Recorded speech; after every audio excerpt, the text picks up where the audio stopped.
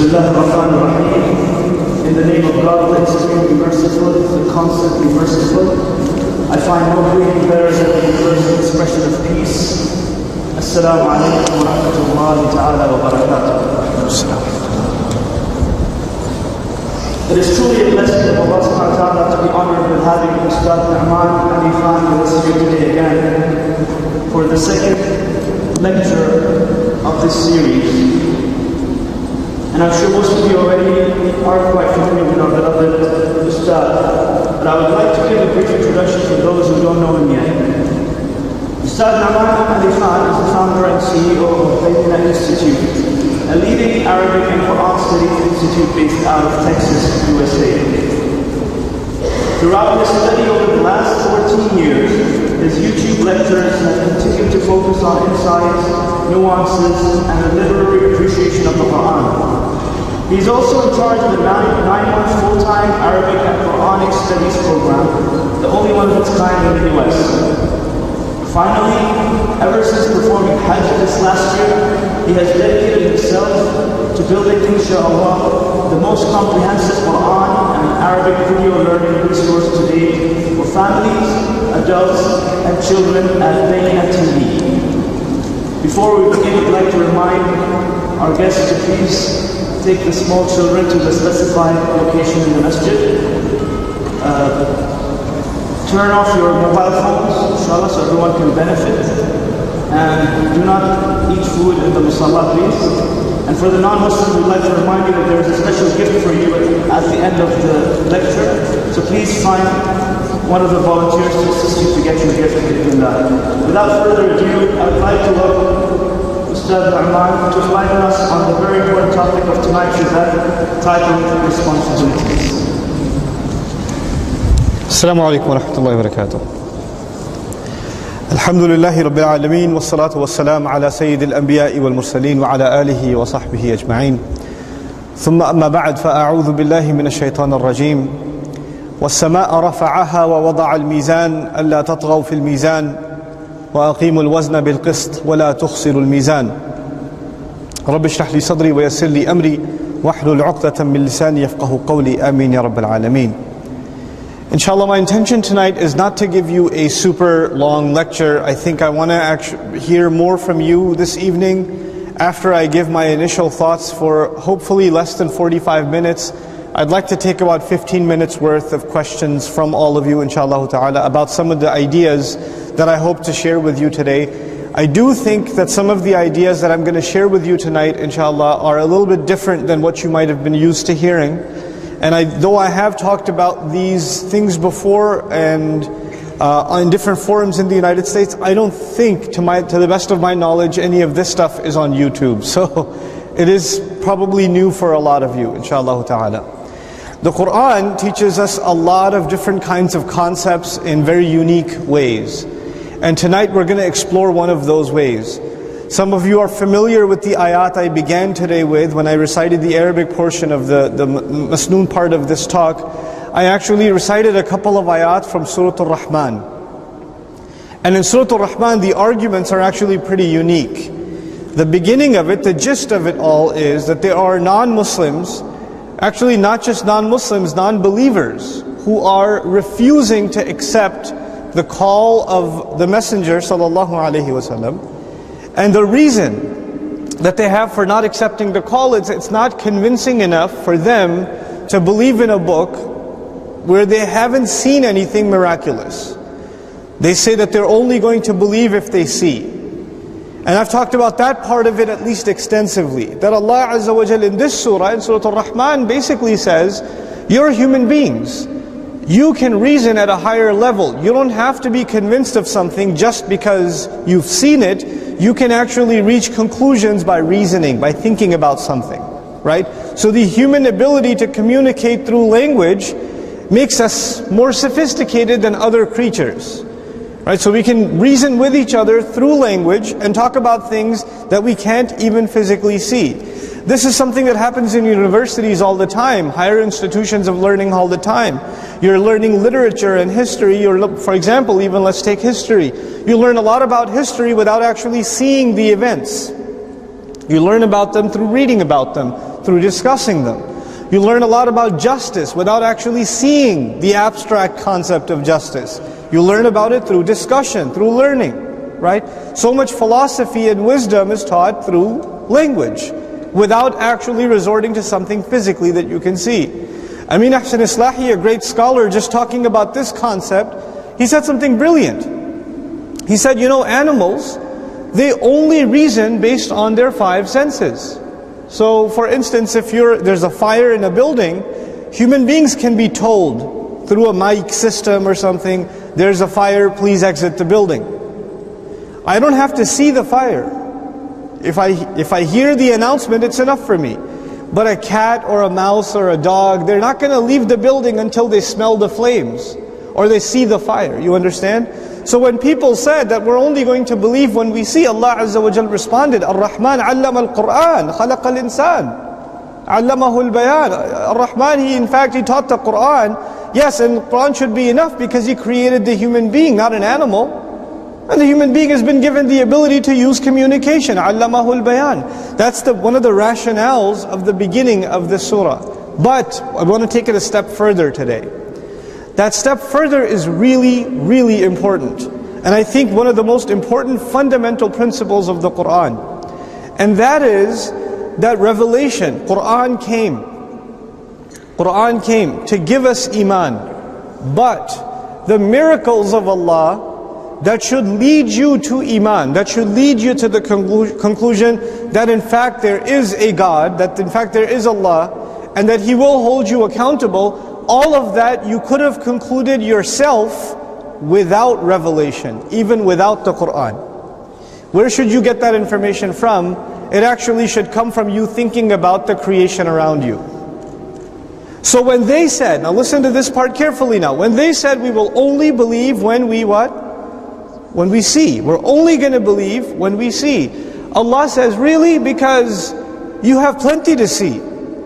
الشمس والقمر بحسبان والنجم والشجر يسجدان والسماء رفعها ووضع الميزان لا تطغوا في الميزان. The ayat start talking about the sun and the moon. The sun and the moon are following a perfect calculation. Allah says, you want to see something amazing that will make you believe? Why don't you look at the sun and the moon? Subhanallah. What an argument being made by Allah. You know what He's saying? What He's saying is, you are denying the ayat of the Qur'an now. But actually, every single morning, you've been denying the ayah of the sun. And every single night, you've been denying the ayah of the moon. Your denial is not something new. You've been in denial for a long time. And only now, when revelation came, the ayat of the Qur'an came, you're denying those too. But the denial began a long time ago. This is not a new kufr for you. This is not a new disbelief for you. This is old. This is a continuation of something you've been doing from before. Subhanallah. But I want to highlight something about Surah Al-Rahman in this beginning, in addition to just the denial of the ayat. Allah says, "Ash-shamsu wal-qamaru bi-husban." Now think about this. When we talk about responsibility, right? That tonight's talk is about responsibility. Responsible people have a lot of respect for their time. Irresponsible people waste their time. That's basically the difference between responsible people and irresponsible people. Responsible people get to work on time.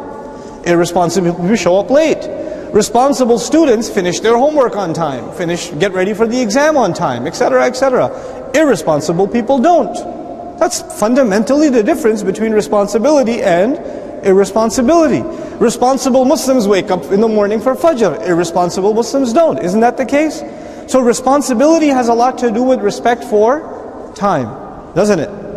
Now think about this. There are two basic calculations for time. There's the clock and there's the calendar. There's the clock and there's the calendar. Within a day, throughout a day, what do you rely on? The clock. And within the week and within the month and within the year, what do you rely on? The calendar, right? So you basically have two functions of time that you base all of your responsibilities on. Look, you need to finish the assignment in the next couple of weeks. You're going to look at the calendar. You have to get to work by 8 a.m. You're going to look at what? The clock. At a daily scale, you're looking at the clock. At a monthly, weekly, etc. scale, you're looking at the calendar. Allah said, what two things in the sky? Ash-shamsu wal-qamaru bi-husban. The sun and the moon follow a very precise calculation. The sun is actually our clock. The sun rises and our salat clock is fajr. The sun gets a little higher and our salat clock says dhuhr. The sun is actually keeping us, keeping our revolutions of the clock, isn't it? And guess what we do, especially for Muslims, the Islamic calendar revolves around what? The moon. The sun and the moon are actually our clock and our calendar. Our entire sense of responsibility to Allah as Muslims, and even beyond as Muslims, as human beings, revolves around these two things. On the one hand, the sun on a daily basis, and on the other hand, the moon on a monthly basis. The cycles of the moon, right? So it's like Allah in this, if you think of, how you have a wall in your house, and you hang a clock on the wall, and you hang a calendar on the wall. Well, Allah has a ceiling for us, the sky, and He hung a clock on it called the sun, and He hung a calendar on it called the moon. And therefore we as human beings should never be irresponsible with our time, because here's a clock and here's a calendar, you can never miss it. It's like, where did I put my clock? Oh, it's kind of bright up there, it's there. Subhanallah. What we're learning in these ayat, what we're learning already in these ayat is a genuine respect for time. Respect for time. Allah says, you don't seem to notice the sense of urgency in believing. Why haven't you really thought about the precise calculations of the sun and the moon? Why haven't you reflected on them? And thinking deeply about the sun and the moon is the first exercise I want to do today, because we are going to talk about responsibility. He says, وَالشَّمْسُ وَالْقَمَرُ بِحُسْبَانٍ. Let's talk about this husban a little bit.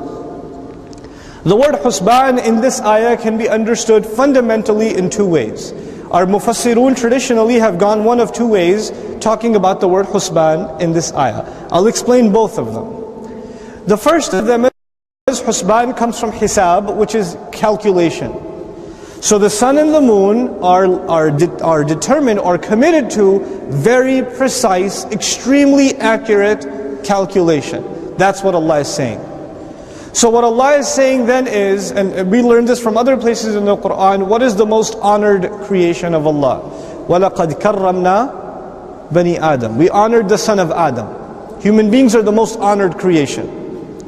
Allah Azza wa Jal gave us, لَقَدْ خَلَقْنَا الْإِنسَانَ فِي أَحْسَنِ تَقْوِيمٍ. Many of you know that ayah. Allah created the human being in the best possible form. We're the best creation. If we're the best creation, then we're supposed to reflect the best qualities. We're supposed to reflect the best qualities. Now I'm going to stop for a second on this subject, and I'm going to go on a tangent, but it's a really important tangent to build these ideas. Okay, so I want you to stay with me as best you can. Because I'm in Bahrain, and I talked about this yesterday too, so I'm going to pick up from where I left off. You guys are very familiar with brand names, yes? So if you see somebody walking around with an iPhone, even from a distance, can you tell it's an iPhone? You could tell. If somebody's driving a BMW, those of you that are into cars, they're driving an M5. They're a little bit far away, 4 or 5 cars ahead. Can you tell it's an M5 if you're into cars? You can tell. You can tell a brand. The thing is, there are certain really good manufacturers. They're really famous designers, manufacturers. If you're into fashion, you see somebody's clothes, you can tell who the designer is. If you're into art, you can see a painting and you can tell who the painter is or what kind of painting it is. If you're into architecture, you can look at a building and say, I think I know who the architect is. You understand? Every designer has a certain signature, a certain style. Like Apple has a certain style as a company. Right? They design things with a certain kind of style. And you can tell, okay, that's an Apple kind of product. You see what I'm saying? So a car company has a brand signature, a design. You know, an architect has it, an artist has it. Well, Allah Azza wa Jalla is an architect to the universe. He's a designer of the universe. He's a creator of it, a manufacturer of it. And like every manufacturer has a signature, right? You could tell their style.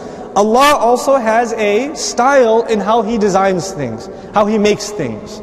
And according to this ayah, الشَّمْسُ وَالْقَمَرُ بِحُسْبَانٍ, we are learning something about the style that Allah likes.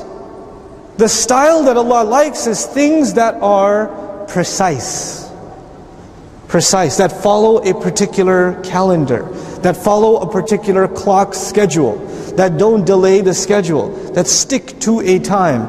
And He likes that kind of design so much that human beings, our life on this earth, is actually, it revolves around these two creations of Allah, which should remind us how important it is to Allah, or how much He likes that His creations stick to time, that they have respect for time. So if you and I feel like we have a lot of free time, or we can do whatever we want with our time, the reminder against that is not a long lecture. The reminder against that is actually the sun and the moon. That's the reminder in the ayah. It's very deep. What Allah is saying is very, very deep. But that's the first understanding. The second understanding of the word husban. Beautiful. In Surah Al-Kahf, there are two gardeners. They have a conversation with each other. One's a little arrogant and full of himself because he's got a lot of money. And he makes the other one feel bad. And when the other one feels bad, he says, why are you showing off like this? You know, عَسَى رَبِّي أَن يُؤْتِيَنِي خَيْرًا مِّن جَنَّتِكَ أَوْ يُرْسِلَ عَلَيْهَا حُسْبَانًا مِّنَ السَّمَاءِ. Same word. الشَّمْسُ وَالْقَمَرُ بِحُسْبَانٍ أَوْ يُرْسِلَ عَلَيْهَا حُسْبَانًا مِّنَ السَّمَاءِ. The word husban in the Arabic language also means destruction. Actually, one of the rare meanings of the word is destruction. Al-halak. But it's a specific kind of destruction. A destruction that is at a very particular time. You may not be into cartoons, but I am. And in some cartoons, they have the TNT, and it's got a little psst. You know what I'm talking about? And there's some that have the TNT and it's got a timer on it. Right? 10, 9, 8, and Tom better get out of there really quickly because Jerry set it up already. Right? The idea that it will go off at a very particular what? Time. Allah is saying in this ayah, the sun and the moon are about to be destroyed at a very particular time, and they have reached almost the destruction stage. Why is He saying that? He's saying that because right before He said He taught the Qur'an, yes? Who did He teach the Qur'an to? Who did Allah teach the Qur'an to? Who's the first student of the Qur'an on this earth? Rasulullah sallallahu alaihi wasallam. And Rasulullah sallallahu alaihi wasallam is one of the greatest signs, if not the greatest sign of Judgment Day. Of all of the signs of Judgment Day, the Judgment Day for humanity is coming near. The most powerful of those signs, إِنَّهُ لَعِلْمٌ لِلسَّاعَةِ. He's the ultimate sign of Judgment Day. And Him coming means, Him and Qur'an are the same. In other words, the Rasul coming sallallahu alayhi wasallam to us is the same as the Qur'an coming. The Qur'an coming is the same as the Rasul coming sallallahu alayhi wasallam. For us nowadays, we separate those two, right? So the Qur'an is the book, and the Rasul sallallahu alayhi wasallam is a book of seerah. He's a book like Bukhari and Muslim and Tirmidhi and Ibn Majah. That's the Rasul sallallahu alayhi wasallam. But at the time of the Sahaba, where are they getting Qur'an from? From the same mouth. Where are they getting Sunnah from? From the same mouth. To them it's one. It's not two entities. It's one entity that they're experiencing. So when we talk about Qur'an being taught, and we talk about the Messenger coming sallallahu alayhi wasallam, the Sahaba, the Quraysh, everybody else, they don't actually separate those two entities. They can't. They're getting them from the same source. You understand? So Allah just said He taught the Qur'an, which means He gave one of the greatest signs of Judgment Day. And the disbeliever said, I will only believe when I what? When I see it. Allah says the only big thing left to see now is that the sun and the moon are about to be destroyed. You're looking for something to see? That's the only major event left. You understand the logic of the ayat? It's incredible. It's incredible. Now when Allah says the only major event left to see after the Qur'an being taught is the sun and the moon collapsing, them falling apart, is that supposed to give you a sense of urgency? Absolutely. It's supposed to put you in a sense of seriousness. الشَّمْسُ وَالْقَمَرُ بِحُسْبَانٍ, which gives you another appreciation of وَالنَّجْمُ وَالشَّجَرُ يَسْجُدَانِ. The next ayah, وَالنَّجْمُ وَالشَّجَرُ يَسْجُدَانِ. This is really important too. And I don't want to go into a long discussion about وَالنَّجْمُ وَالشَّجَرُ يَسْجُدَانِ. There's a lot of tafsir, a lot of opinions about what is meant by these two things. The tree, the star and the tree make sajda. There are lots of opinions on this, and we don't have the time this evening to go through all of those opinions, but I'll give you just one of them that's really interesting. And it's in line with the discussion as it continues. And that is that the Arabs, back in the day, in the ancient times, not today, but in the ancient times, they did not have beautiful buildings in their landscape. They did not have highways that are lit. They did not have any of this stuff. So when there wasn't much things to look at outside in Arabia that were beautiful. Except in the desert, if you find a tree, it really catches your eye, huh? Like I've been looking for a tree for a while since I got here. Right? So a tree will really catch your eye. And at nighttime, what is the most beautiful thing in desert life? The star. The two things that are mentioned, an-najm wa shajar, are actually the most beautiful symbol of beauty in the day, which is, or in the night rather, the star, and the most beautiful symbol of beauty in the day for the Arab landscape, which is the tree, which catches his eye. And he says about both of them, they are going to be making sajda. The mudari' form can be thought about as present tense or future tense. And one of the interpretations of these ayat is, when that judgment day comes, you will notice these two things that you look up to, that are symbols of beauty for you, falling down into what? Sajda. Stars are going to be falling, trees are going to be falling. When that day comes, crazy. When that time comes, when najmu wa shajaru yasjudan. Of course the other interpretation is that even today, they are in a state of sajda if you reflect on it. But that's a longer discussion. I'm not going there yet. Now the part that I really want to talk to you about.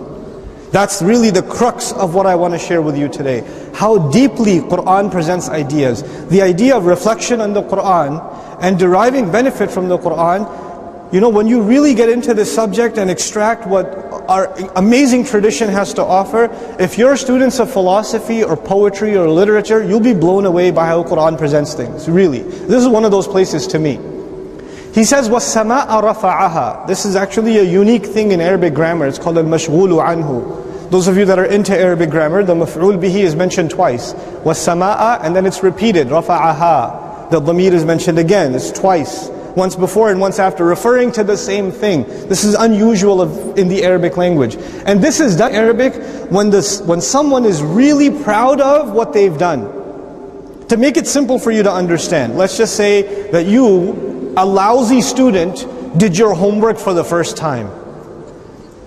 When you do your homework for the first time, this time you actually did your homework. So you come to your mom and say, homework, I did this. You're so proud of your homework, you say, homework, I did it. You refer to it a couple of times because it's a matter of significance to you. Now I'm giving you a silly example to get a point across. The point is, this kind of language is used when the doer really wants you to think about their accomplishment. It's not something easy that you should overlook. We should really pay attention to it. And Allah is the doer in this ayah. وَالسَّمَاءَ رَفَعَ, يعني Allah Azza wa Jal رَفَعَهَا. The sky, Allah is the one who elevated, He elevated it, the sky itself. Have you thought about the sky? You said you're only going to believe if you see. Have you looked at the sky?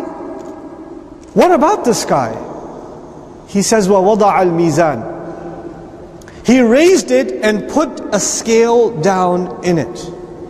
This is where our conversation really begins. Allah wants us to reflect upon the sky. Has He already mentioned something about the sky in these ayat? What are the things that have come up that have to do with the sky already? Stars have come up. What else has come up that has to do with the sky? The sun and the moon, yes? So plenty of reference to the sky has already come up. And by the way, where does Qur'an come from? It comes from the sky. And now he's explicitly mentioning the sky and mentioning how high it is. And then he says he put a scale in the sky. Mizan is used also for balance. You ever see a picture like in court of the two sides of a scale? You know, and the weird looking blind lady holding the two sides of the scale, right? That's a mizan. Two sides of a scale that are balanced. Allah says He put a balance in the sky. But this idea of balance in the sky, He balanced the distance between the earth and the sun and the moon and the earth. He balanced all of these things and put them perfectly in place so life can exist on this earth. He put the stars at a perfect distance from us. He put this earth in a place in the galaxy perfect for life to exist.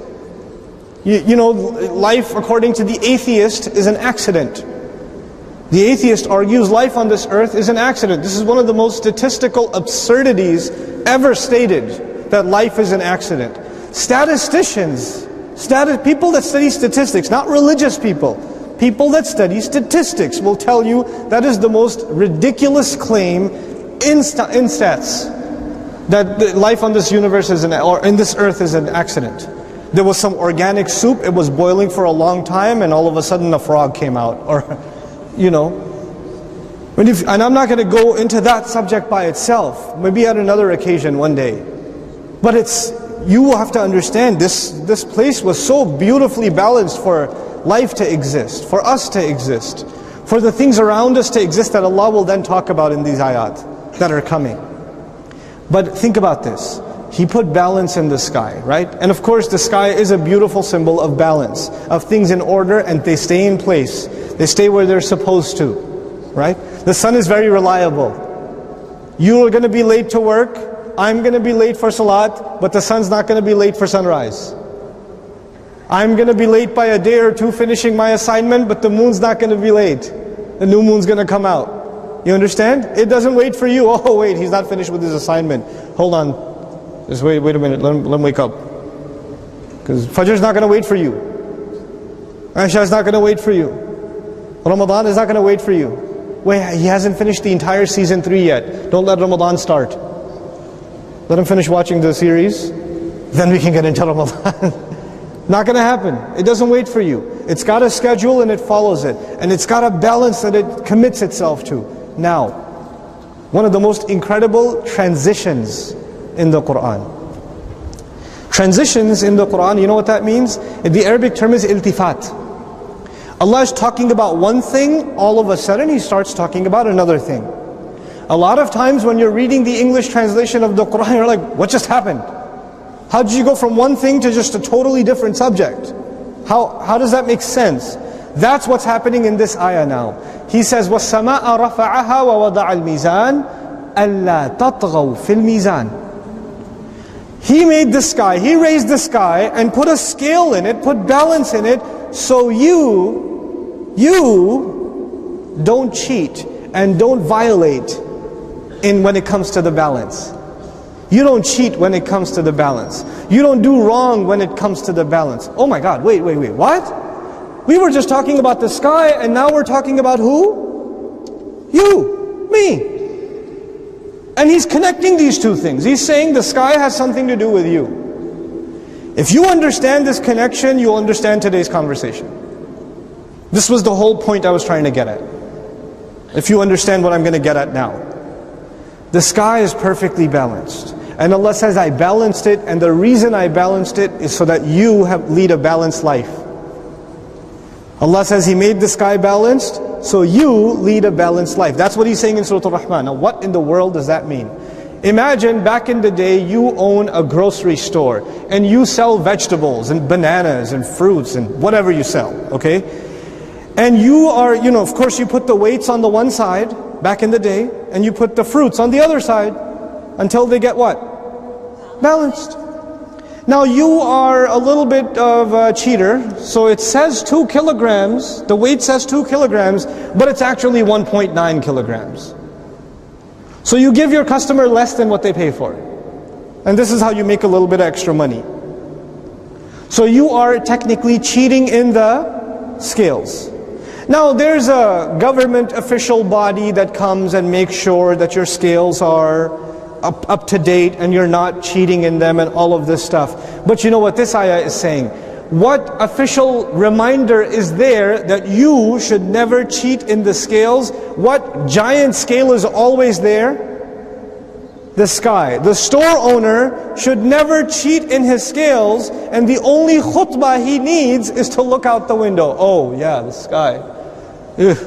Okay, I better be fair in my dealings. Because, now here's the connection now, because this scale that Allah put in the sky, so long as that is intact, you have a chance to do the right thing. When Allah breaks that scale, is there a day when Allah will break that scale of the sky, things will start falling apart? Yeah? When He breaks that scale, your scale will be raised. The scale of your deeds. Until that scale is intact, you have a chance to do the right thing. What Allah is saying in this ayah is that human beings, if they do serious thinking about the universe, then they will learn that they have to have respect for time and they have to achieve balance in their life. 2 lessons from the sky so far. Those are the 2, if I can talk to you about these 2 lessons, we're talking about responsibility. What are those 2 lessons again? From the sun, the moon and the sky, we are learning, number 1, to respect time, and number 2, to live a life of balance. To have a scale in our life. So now I'm going to talk to you about balance. I believe personally in my life and in your life and in the life of this ummah, one of the biggest things missing is balance. We're missing balance. Men are missing balance, women are missing balance, children are missing balance, teenagers are missing balance, husbands are missing balance, and wives are missing balance, parents are missing balance, employers are missing balance, employees are missing balance. People are missing balance. And each of you has a different scale. They're not all the same scale. So I have to at least walk you through a few of them. So who should I pick on first? I'll start with husbands. Sorry. If you're a husband and a father, by the way, how many husbands and fathers at the same time? Inna lillahi wa inna ilayhi raji'un. I feel your pain. Okay? But I'm going to pick on us first. Look, we have a lot of things to balance. Your parents want your time, yes? Your mother wants your attention, your father wants your time, your wife wants your time, your children want your time, your job wants your time, masjid wants your time, the learning of deen needs your time, exercise needs your time, friends need your time, you yourself, just to keep your sanity, need some time for yourself. The commute to work needs some time. Keeping up with your job and learning more needs some time. Continuing education needs some, oh my God. There are too many things that are pulling at you. Give me, give me, give me. If you imagine each one of them is a chain on you. You are chained to like 20 things and each one of them is pulling at you until you're torn. Right? And it's really hard to achieve balance between all of those demands. And we're in the middle of it. Congratulations. We're in the middle of it. So our children many times feel like we don't give them enough time. And the wife feels like we don't give her enough time. And some of the wives are like, thank Allah he doesn't give me enough time. But some other wives are like, no, he doesn't spend any time with me, he doesn't talk to me. He's always busy, he's always on the phone, he's always on the computer. Then your friends are like, you never hang out with us, you never give us any time. Then you go to Jum'ah and the Imam says you should learn your deen. And you're like, I don't give learning any time. Then you go home from work early and the boss says, hey, you don't give the company any time. Everybody's telling you you're not doing enough. That's the job of a man. Congratulations. Nobody will ever be happy with you. That is what we signed up for. We don't tell our young men that when they're getting married, do we? Congratulations. No one will ever be happy with you ever again. But you know what? This balance, finding a balance between all of those poles, is your responsibility. And if you forget that responsibility, from today on you and I should just look at what? The sky. We should just look at the sky. SubhanAllah. Changes life, doesn't it? Just the way Allah makes us look at the world changes. Now for men, I'll tell you something. What happens most of the time is it's not easy to balance those things. Sometimes you have a really good marriage. Some brothers like,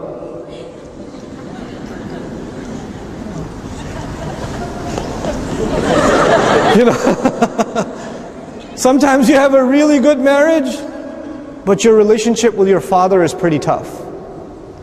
Sometimes you have a really good job situation, but your marriage is really tough. It's not going well, you know. Sometimes your job is okay, family is okay, but you don't make any time for your friends. Or you don't do anything really for the deen or something like that, right?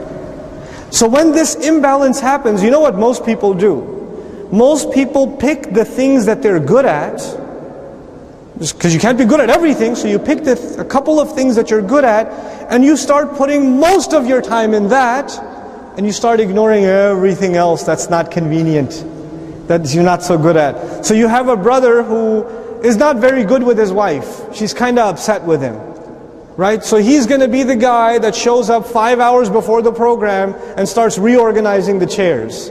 And you ask him, what are you doing? It's fi sabilillah, fi sabilillah. I'm doing this for the sake of Allah. I'm volunteering. Actually, and he's not even going home after the program's done. The mas'ul is like, please, turn the lights off. Please get out of here. No, no, no. I want to stay here, fi sabilillah. That's, you got something at home that you're running from. You're not dealing with it. Right? So you're busying yourself with other things. You're staying late at night hanging out with friends because you don't want to deal with the upset wife. There's a problem with that. There's a serious situation. Our children, people say, how do we raise our children right? How do we give them a proper Islamic education? How do we make sure that they live by Islam and all of that? Wallahi, for fathers, I'm still picking on fathers. The biggest thing that they need from us is our time. They just need our time. We need to spend time with them. Our relationships with our children have become so artificial. The only thing you talk to them about is, did you do your homework? How was school? And you don't even wait for the answer. How was school? Okay, it was good. Okay. Agli baat. Did you eat dinner? Okay, go to sleep. Beta, go to say, Abba's got to watch the news. Or beta, Abba's got to watch something that you shouldn't be watching. Go to sleep. You know, we have a really shallow relationship with our children. We're supposed to be playing sports with our kids. We're supposed to be hanging out with our children. We should know what their favorite... If you're letting them play video games, you better play it with them. I'm not here to pass you a fatwa. But if you're going to let them play, you better play with them.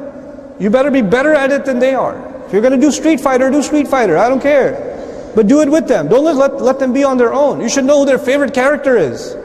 You should know all the special combos. You should know this stuff. You're a dad. You should know this stuff. You should know who their favorite athlete is. What their favorite sport is, who their best friend is. You should know this stuff. This is your job.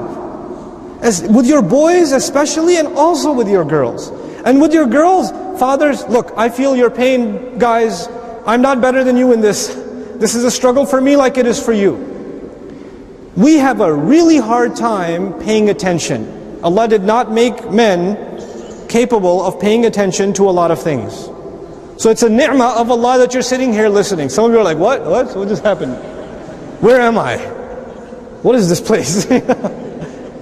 So we have a hard time paying attention. I mean, you get some of the best sleep of your life during khutbatul Jumu'ah, right? So that's just who we are. We come here, the khatib begins in alhamdulillah, like, you know, and then aqim as-salat, chalo, time ho gaya. You know, like that's how we are. But you know what? And especially with our girls. Our girls, they you know, little ones especially, they talk a lot. They don't stop talking. And they, Baba, you know what happened in school today? And they don't stop talking. And you know what? You have to actually sit there and listen. You have to actually listen to all of that bakwas. Pay attention and ask interesting questions about what they just said. Not, shabash, very good. That's the most artificial I'm listening. And the girls know you're not listening. They know you're like, very good, like, they know. They can see right through it. That's why girls are smart. Like one of my daughters, one time she knew I wasn't listening, right? She's telling me all this stuff. This happened at school and that happened. It's like, And she goes, Abba, you promised you'd give me $25. And I was like, And I was like, wait, what? What? And she's like, hee. You know? But they need that. We have to find that with them. Don't come home late when the kids are already asleep. Don't do that. Don't be sleeping on the weekend until like 12. And the kids are just sitting there watching cartoons or whatever.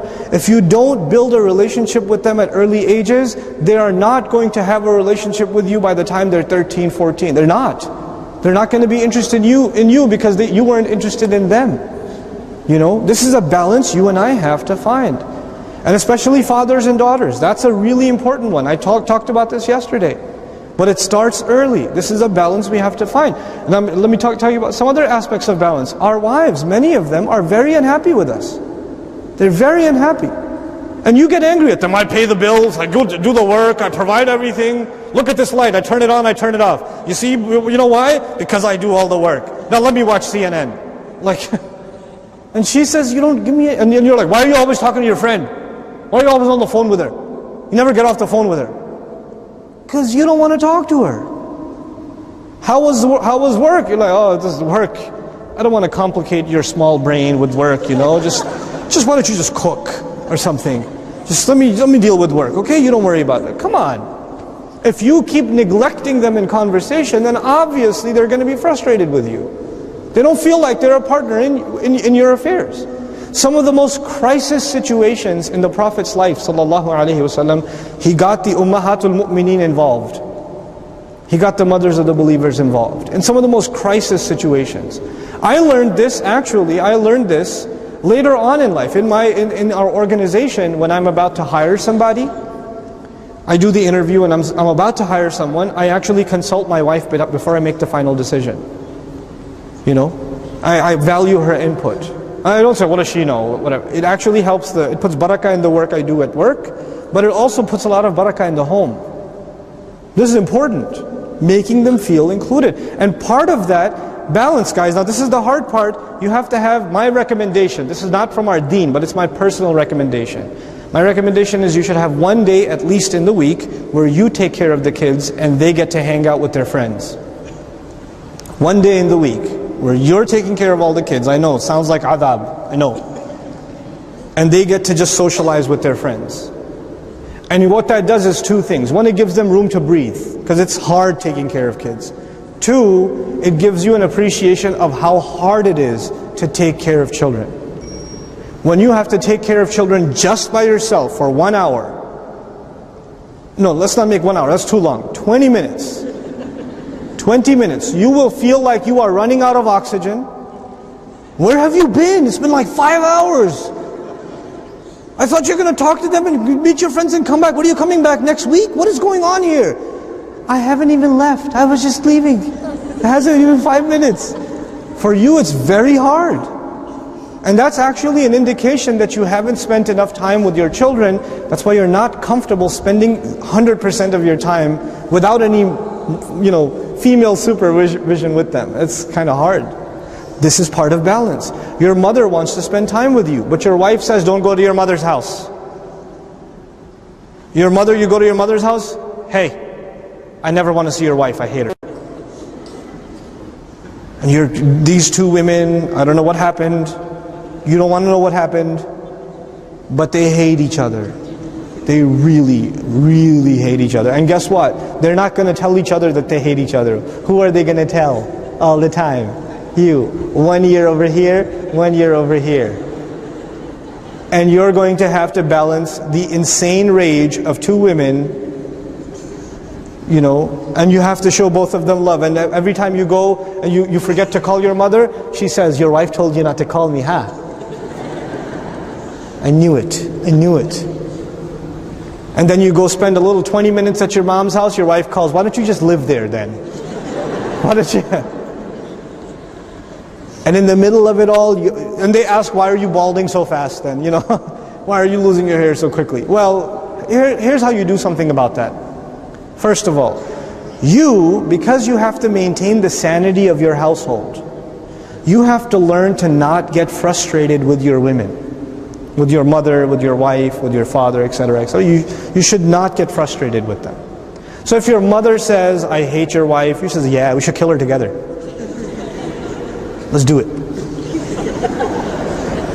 If your wife says, never talk to your mother again, it's like, yeah, you're right. You know what? Never. I'm deleting her number right now. You know? Can I delete your mother's number too?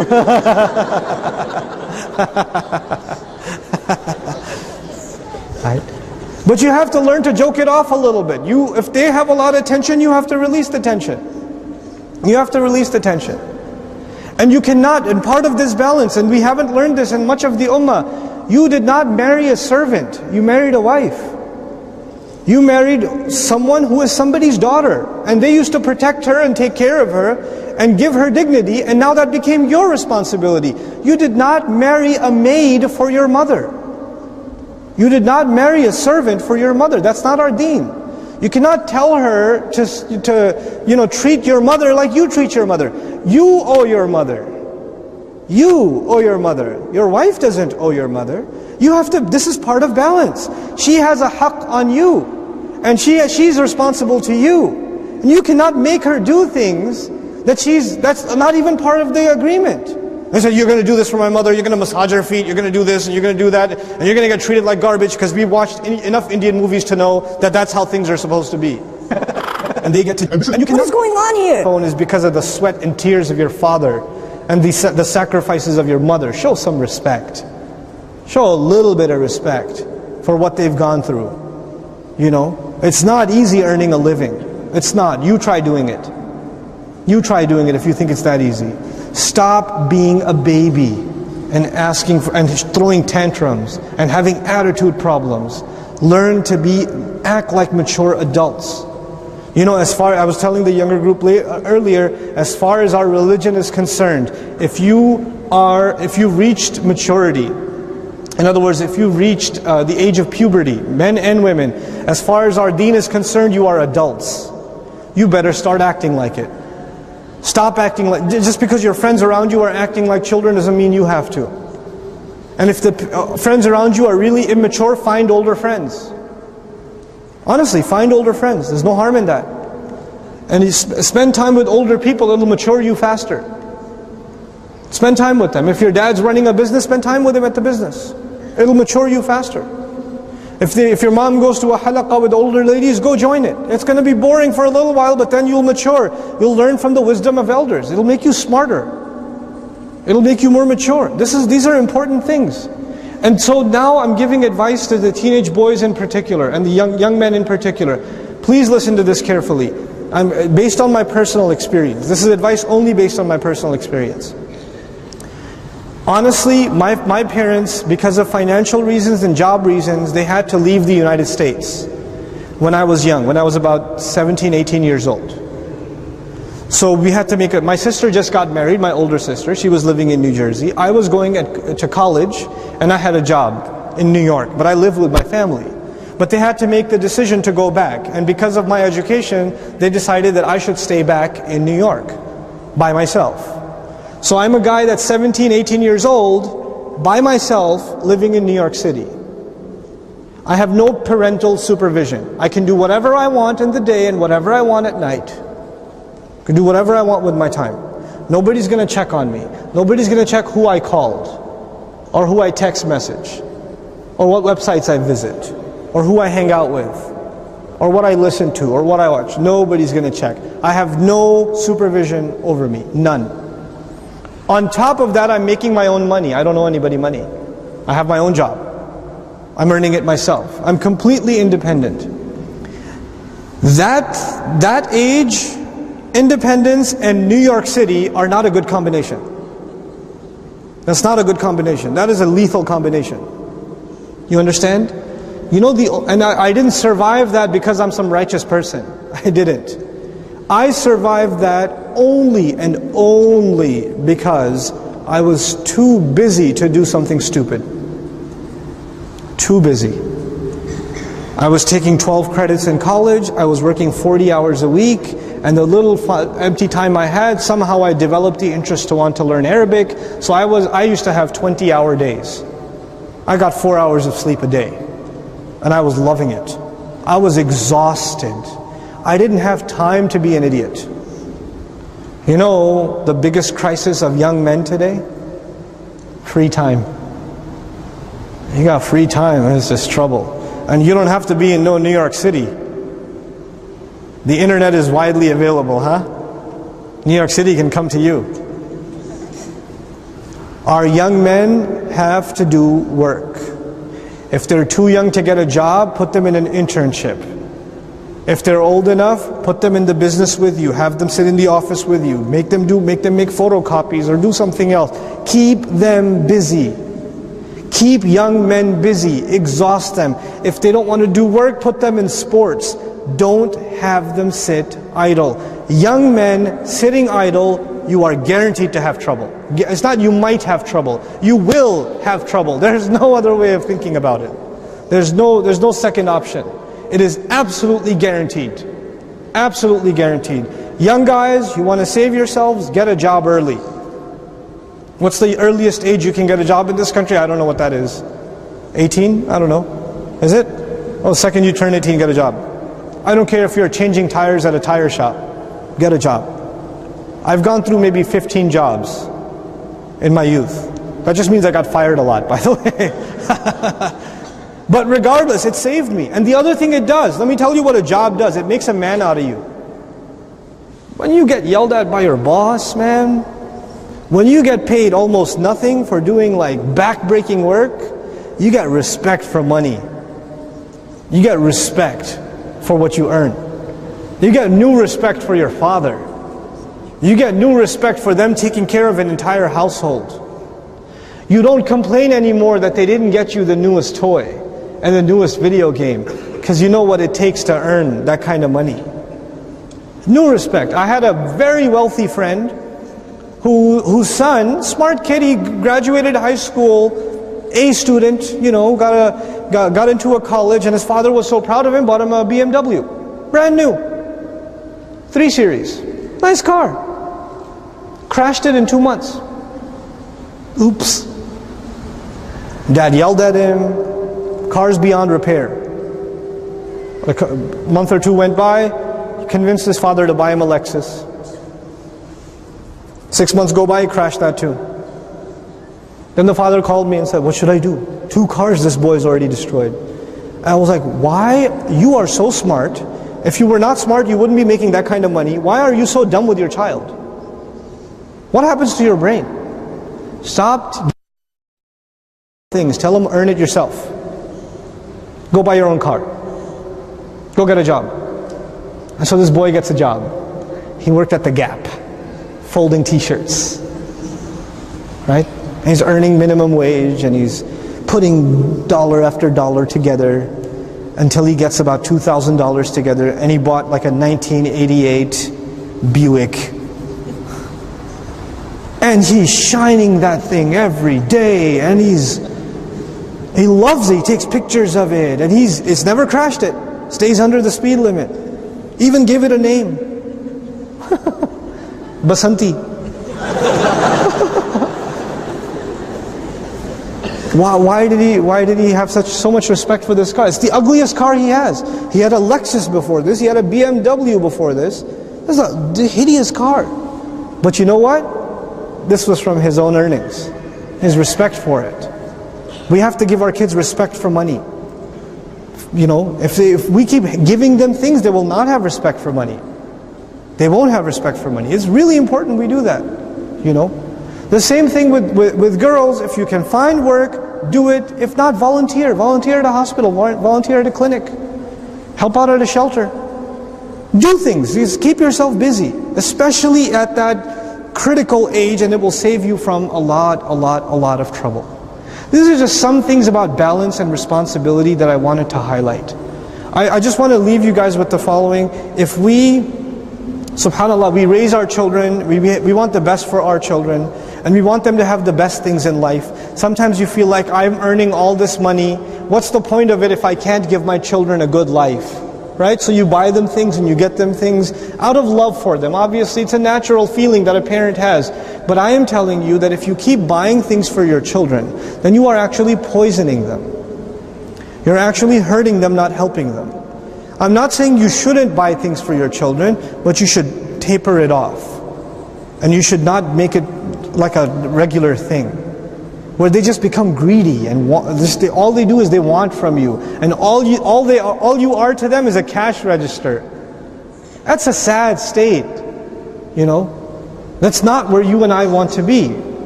The best thing, I keep saying it, the best thing you can give your children is time. Go to Umrah with them. Go Umrah regularly with them. You're such an awesome, I can't tell you what I would give to be able to go to Umrah with my children.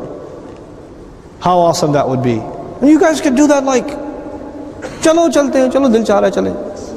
You just get up and go. So easy for you. Take advantage of that. Do road trips with them. Do activities with them. You know, if you have the means, travel with them. It builds a bond. And especially fathers, I'll tell you, fathers, one last time. If you have a lot of children, because we're Muslims, so you know, chances are. But if you take a couple of your children, just you and 2 of your children, 3 of your children, and you go on a trip, and spend time with them 24/7. You're responsible for them sleeping, waking up, eating, drinking, everything. Mom's not around. It will, even if you do that for 5 days, 6 days, 10 days, whatever, it will build a real connection with you and your children. It's really important. Make time to do that. Even if you don't go somewhere exotic, it doesn't matter. If you just go like down the street somewhere, go stay at a cousin's house or something. Do something like that. But do make the time outside of your regular routine with your children. It builds that bond. I wanted to highlight only family responsibilities. There are more things I wanted to talk to you about, like work responsibilities and balance at the workplace. Paying your employees fairly, right? Paying your taxes fairly. Not cheating in your financial transactions, not lying in financial reports, not overbilling people when you're a consultant, right? So you bill them for 500 hours but you only did 200 hours of work, but it's okay, koi baat nahi, slip it in. That's also part of losing balance. We have to become Allah tatghaw fil mizan wa aqimul wazna bil qist wa la tukhsirul mizan. 2 ayat are dedicated of making sure we stay on balance. So I pray that Allah Azza wa Jalla makes us a balanced ummah, a people that are trying to find a way to give equal rights to every side. That I pray that we have balanced husbands and balanced wives and balanced children and balanced parents in this entire ummah, and I pray Allah Azza wa Jalla accepts all of the efforts that we do. Thank you so very much for listening to me these last couple of nights. Before I take a few questions from you guys, I just wanted to make one quick announcement, if you can pay attention, inshallah ta'ala. And that is that my mission, some of you are familiar already, my mission in life is to try to make 2 things easy for the ummah. I'd like to make the Arabic language easy for Muslims. I think for a long time we've been intimidated by this language, and there's a way to learn it without being scared of it. It's easy. Allah made it easy. And one of my missions is to help make it easy for as many Muslims across the world learn this language as best as possible. The second thing I'd like to do is to help the ummah understand at least the basics of the Qur'an, and eventually even at the deepest levels. I want to be able to explain it to you and to highlight to you what's missing in translation. There are so many wonderful things in the Qur'an that we just overlook, right? And they're so beautiful that when you find them out, you're like, well, I was missing this. I could really use this in my life, So I discovered those things for myself, and I felt like the ummah should know. People should know about this, and I don't feel enough is being done. And I'm not saying I'm the only one you can learn from, but I'm saying that inshallah, if I can start a trend, maybe others far more talented than myself can come along and further this awareness of the Qur'an. So I'm trying to put an effort together where at least a family, an average Muslim family, that's not super knowledgeable, that isn't versed in Arabic, you don't know what tafsir is necessarily, maybe you have a translation of the Qur'an at home, and chances are you found that confusing too at many times. If that's your scenario, I'd like to be able to teach you the entire Qur'an in simple language, especially paying attention to the parts that are really confusing in translation. What do those parts in particular mean? So for that effort, my team and I have dedicated ourselves to building a video library of Qur'an studies and a video library of Arabic studies. The Qur'an studies video library from beginning to end, it's called the Cover to Cover project, and it's on Bayyina TV, bayyina.tv. Some of you are subscribed to that, and some of you, this is the first time you're hearing about it. My request to you is that tonight, inshallah ta'ala, you guys check it out. Those of you that have it, please share the information with others. Share the resource that you have with friends and family. Many of you are benefiting from it and many of you are not. And my hopes are as many people across the world benefit from this resource as possible.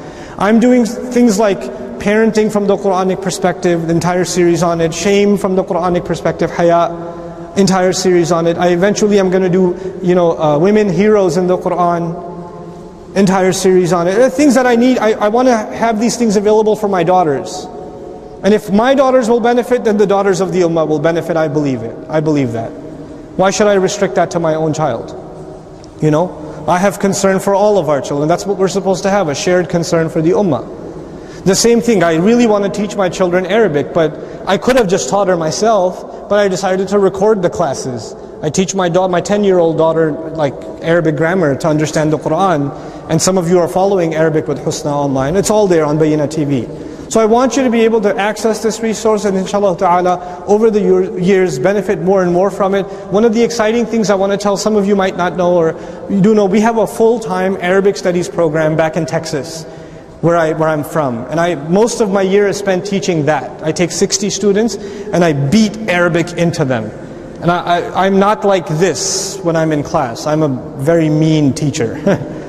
Because in Dallas, right? So it's a 9-month program. And it's hard for you folks to come all the way out there, and I can understand that. And now there's a demand for that kind of a program to exist all over the world. So I'm hoping within the next year and a half, I put the machinery in place to be able to replicate that program all over the place and in places like Bahrain, inshallah ta'ala. So that the working professionals here, the mothers here, the women and the men here, the youth and the adults here that are interested in Quranic Arabic can take advantage of our successful curriculum. It's already helped thousands of people in the US, why can't it help other people all over the world? Why not, inshallah ta'ala? And I'm hoping to produce teachers from within you, like to take a few of you, train them, and then start them off in your own communities, inshallah ta'ala, when the time is right. I need about a year and a half to put all those things in place, but I'm announcing that to you now so you guys remember that project in your dua.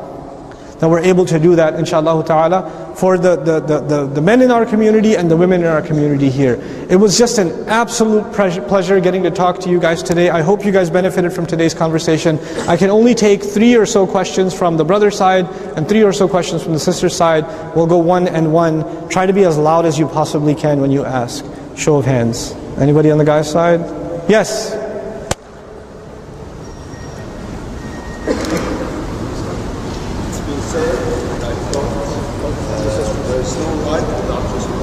This is from the sisters. There is no responsibility without right. Do you agree and what do you think about it? Okay. What's the relationship between responsibility and right? Good questions. It's been said that there are no rights without responsibilities and there are no responsibilities without rights. And what do you think about that? I think a lot of things about that. First of all, let's talk about our relationship with Allah. Okay? Allahu Rabbuna. Allah is our Rabb, which makes us abd, right? And by definition, a abd has no rights. A muwaddaf has rights. A amil has rights. But a abd has no rights, yes? But Allah gives us gifts anyway. So Allah has all the rights and we have none of the rights. I don't have a right to have 2 arms. I don't have a right to have 2 legs. I don't have that right. These are gifts from Allah, you understand? But within human relationships, yes, there are rights and there are responsibilities. So in a marriage, I have certain rights as a husband and I have some responsibilities as a husband. You have certain rights as a wife and certain responsibilities as a wife. You have rights as children, responsibilities as children. It's always going to be there. However, what is the relationship between them? This is the important part. In every one of those relationships, the mistake people make is they're always looking for their rights. That's the mistake they make. Children are looking for their rights, parents are looking for their rights, husbands are looking for their rights, wives are looking for their rights. And everybody says, if I get my rights, I will fulfill my responsibilities, right? That's the mentality for most people. And guess what? When you have that mentality, when the husband says, I will give my responsibilities when I get my rights. And the wife says, well, I will give my responsibilities when I get my rights. Both of you will have a miserable marriage. Chances are you're Pakistani. Right? That's what that's going to do. The right way to go about this. What you got for me? Questions? Man. Yeah, I know I got a flight. Yeah.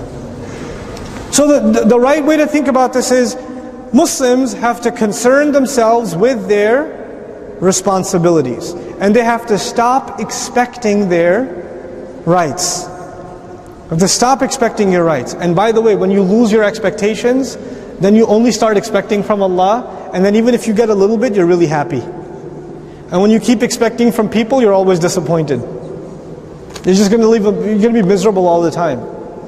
Because let me tell you, there's no way your husband's going to be meeting your expectations. You're like, oh, I believe that. That's the first thing he said that I agree with. You know, there's no way. But if you stop it, no, I'm not going to stop. No. Are they going to turn the lights off? Is that what they're going to do? Oh yeah? Okay.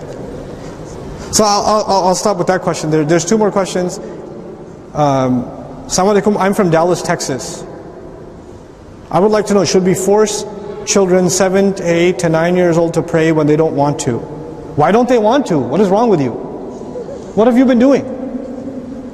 And what do you mean force them to pray? You can encourage them to pray. You could, yes. Okay.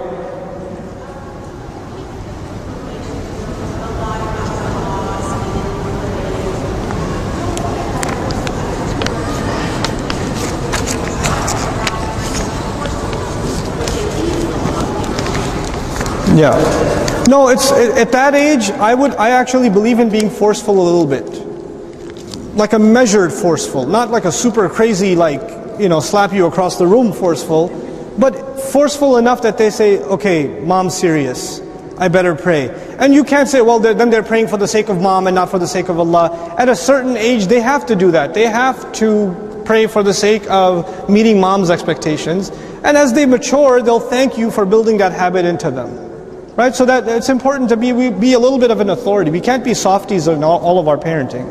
We can't do that. Okay, one last question. You talked about responsibility. What is the responsibility each Muslim has towards the Quran? How much minimum Quran should we read daily? That was my last question. Okay, fine. Okay, how much Quran should we read daily? As much as you can. As much as you can. But don't, I keep talking about balance, right? Find a time in your day where you can give to Allah's book. My recommendation is after Fajr or before Fajr. Around that time, 10, 15, 20 minutes, if you can recite Quran, you're good. Even if you can't give 20 minutes, give 10 minutes. The ummah is at such a low point, I don't want to put high expectations on you. Just start somewhere, read something. Read something from Allah's book. And you guys get stuck in traffic a lot, I'm guessing. Yes? So have beneficial things to listen to in the car. Have recitation to listen to. Go through a surah that you're memorizing over and over again. Listen to a tafsir in the car, something. Keep that up as a habit, inshallah ta'ala, in the car. Okay, last question and I'm gone. Jazakallahu khairan for each and every word that you delivered. My question is, how can we strive balance among non-mahram colleagues and family? You live in a non-Muslim country where shaking hands is showing respect. So how can we say no without hurting them? Was it about you or me? I don't know. But look, at least in the United States, we're a pretty free society, right? So you could do pretty much anything. You could shake feet. In America, you can do the silliest things.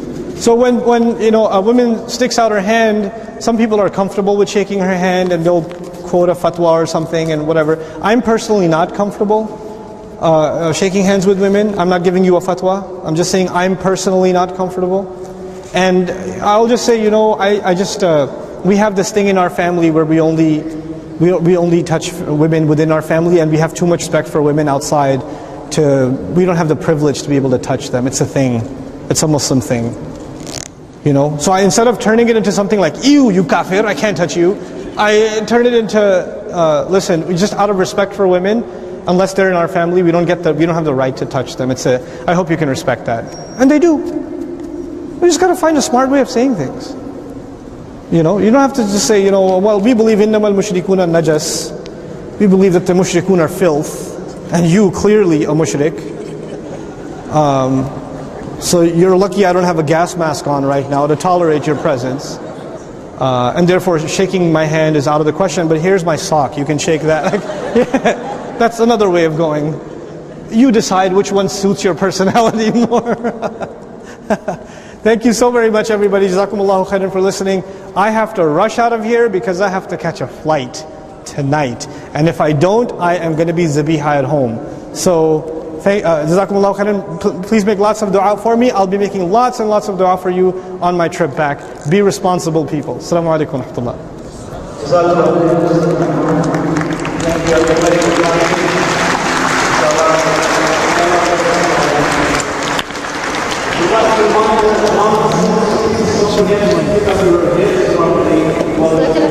إياكم.